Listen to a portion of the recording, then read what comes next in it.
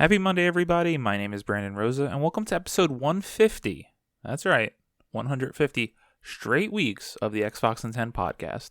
Just want to give a quick shout out to everyone who supports the show every single week. I could not do this without you. I see all the downloads. It is very much appreciated, and I'd love if you help me grow the show by sharing it with your friends and leaving a review on your podcast platform of choice. But as is such, the Xbox and 10 podcast is your weekly source of Xbox gaming news covered in around 10 minutes. Every Monday, this podcast covers new game releases, the previous week's gaming news, and we all learn an Xbox-related fun fact together. Xboxand10.com, no numbers, is your quick source for links to all of our podcast destinations and social media profiles, which you can follow at Xboxand10. To start, let's talk game releases. The big games out last week were Godfall Ultimate Edition and Lego Star Wars: The Skywalker Saga. Games coming out this week include Back 4 Blood: Tunnels of Terror, Road 96, Sally Face, and Battle Kid: Fortress of Peril. Some new games for Xbox Game Pass were announced. You can now play on cloud and console Cricket 22 and MLB The Show 22. On cloud, console, and PC, you can play Chinatown Detective Agency. On cloud, Dragon Age 2. On cloud, Plants vs. Zombies. And on cloud, Star Wars Squadrons. On April 12th, you can play Life is Strange True Colors on cloud, console, and PC. And on PC, you can play Panzer Corps 2 and The Dungeon of Nibelung. On April 14th, you can play Lost in Random on cloud, console, and PC. Now to last week's biggest news stories, and we have 6 to cover this week. Number 1, Halo Infinite Season 2 will add new maps, modes, and events next month. Ryan Dinsdale at IGN writes, Halo Infinite Season 2 will add new maps, modes, and events when it launches on May 3rd. Announced with a trailer on the game's official Twitter page, Season 2 is titled Lone Wolves and promises several new additions to the multiplayer portion of Halo Infinite. Quote, gear up for Season 2 of Halo Infinite, experience fresh content including new maps, modes, themed limited time events, and an all-new battle pass that never expires, the post said, end quote. While the new trailer doesn't give away too much, developer 343 Industries has previously said that the new battle pass will allow players to earn credits to spend on the in-game shop items, cosmetics, and even the next battle pass. Season 2 is also expected to fix the lack of content that has the community, quote, simply out of patience, end quote, 343 Industries said last week. Community director Brian Gerard posted on Reddit, quote, we understand the community is simply out of patience and frankly, I think understandably tired of words. We just need some time for the team to get the details sorted and then we can certainly share as much as we can, end quote. Glad to hear them be as transparent with that. Now let's see if it yields results. I, for one, was obsessed with Halo Infinite multiplayer when it first came out, and granted, life got in the way, but I just haven't had that urge or drive to come back to it. The real thing that I would love to see, it's been rumored for years and years and years, is give me that Halo Battle Royale. Number 2, Max Payne 1 and 2 Remake in the works, Remedy confirms. Wesley Impool at Eurogamer writes, Remedy has announced plans to remake Max Payne 1 and 2 after agreeing a deal with original publisher Rockstar. The neo-noir action games known for their bullet-time gameplay return as a single title for PC, PS5, and Series X and S, and are built with Remedy's own Northlight game engine. According to Remedy, Rockstar is footing the bill for development. The studio behind Alan Wake and Control said the remake's development budget is, quote, in line with typical Remedy AAA production, end quote. Remedy will receive royalty payments after Rockstar has recouped its development, marketing, and other distribution and publishing costs. This is cool to see. I know there's a lot of Max Payne fans out there, but I have never played the games. They always look cool with the bullet time and everything that introduced for the game industry, so we'll see how these games look. I am concerned about Remedy, though, stretching far too thin because they have so many games under development. Hopefully they can continue to nail them, and I really need to get back there and play Control. Still can't believe I haven't done that. Number 3, new Need for Speed game will be the current gen only. Report. Sean Carey at True Achievements writes, EA's next Need for Speed game will reportedly launch in November, but not for Xbox One or previous gen consoles. It's been claimed that the next entry in the Need for Speed series will be current gen only.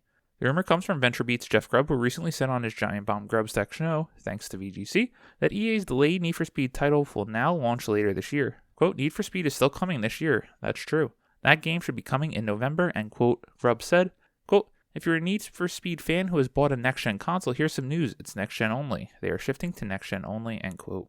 The next Need for Speed title, which is yet to be formally announced by EA, was delayed last year with developer Criterion Games being pulled off the game to work with DICE on Battlefield 2042. At that time, EA did tell Polygon that this new Need for Speed game would launch on current and previous generations of PlayStation and Xbox consoles.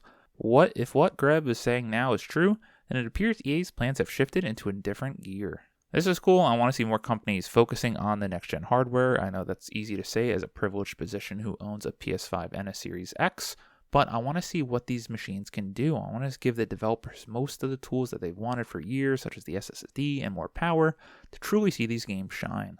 Number 4, Ghost Recon sequel reportedly in development. Ryan Dinsdale at IGN writes, a new Ghost Recon game is reportedly in development at Ubisoft. Sources told Kotaku that, quote, codename Over, end quote, will be the series' latest and could be released in fiscal year 2023, meaning sometime next year. This is a separate project from Ghost Recon Frontline, a free-to-play battle royale that saw a delay within a week of being revealed last October. Kotaku also reported that development of Frontline is expectedly shaky as the project is undergoing a full reset with no launch date anytime soon. Mumblings of Ghost Recon Over came soon after Ubisoft announced it was ending content support for its previous game, Ghost Recon Breakpoint. The codename Project Over had also been previously spotted in a GeoForce Now leak last year.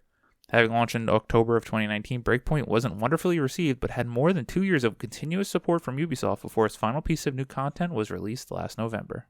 I don't know how many more fans of Ghost Recon in the series there are now with years of disappointment, it seems. I haven't gotten into a Ghost Recon game since Advanced Warfighter, so I would love to see the series come back in that way. Give me that remastered or remade for new-gen consoles. Number 5, THQ Nordic announces digital showcase for August. Tom West at True Achievements writes, THQ Nordic will host its second annual digital showcase on August 12th, with plans to reveal several brand new games, as well as to provide updates on a couple of titles from last year's showcase. With the announcement that E3's physical and digital events won't be making an appearance this year, we can expect to see showcase announcements begin to appear as we close in on the summer season. The first publisher to claim a spot in the vast emptiness E3 has left behind is THQ Nordic, which will be hosting its second annual digital showcase on August 12th. According to the publisher's announcement, we can expect to see, quote, several brand new games, end quote, which will expand THQ Nordic's portfolio into new genres. The games will range from, quote, intense, dark, and gritty to light, colorful, and just plain fun, end quote. And will contain both licensed and original experiences. Alongside the announcements, the company will provide updates on a few of its previously announced titles such as Outcast 2, A New Beginning, and Jagged Alliance 3. And handy games will once again make an appearance during the pre-show. The showcase will be streamed on August 12th at 3 p.m. Eastern Time on THQ Nordic YouTube, Twitch, and Steam accounts. 'Tis the season of E3-like showcases being announced and set. THQ Nordic does not do much for me personally, but I love to watch all of these shows and see all the new announcements. Come on, Xbox. We're hearing rumors of a May or June showcase. Let's get that out into the ether. Let's see Starfield. It's about time. And number 6, Return to Monkey Island is a new sequel coming from the original director.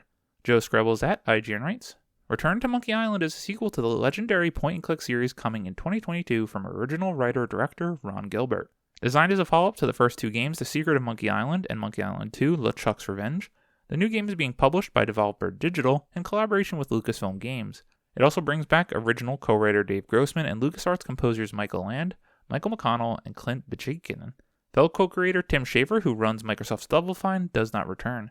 On Twitter, Gilbert said his terrible Toy Box development studio has been working on the game for 2 years in complete secrecy. Had to include this in there as Twitter blew up when this game was announced. It doesn't do anything for me, but maybe it does something for one of you out there.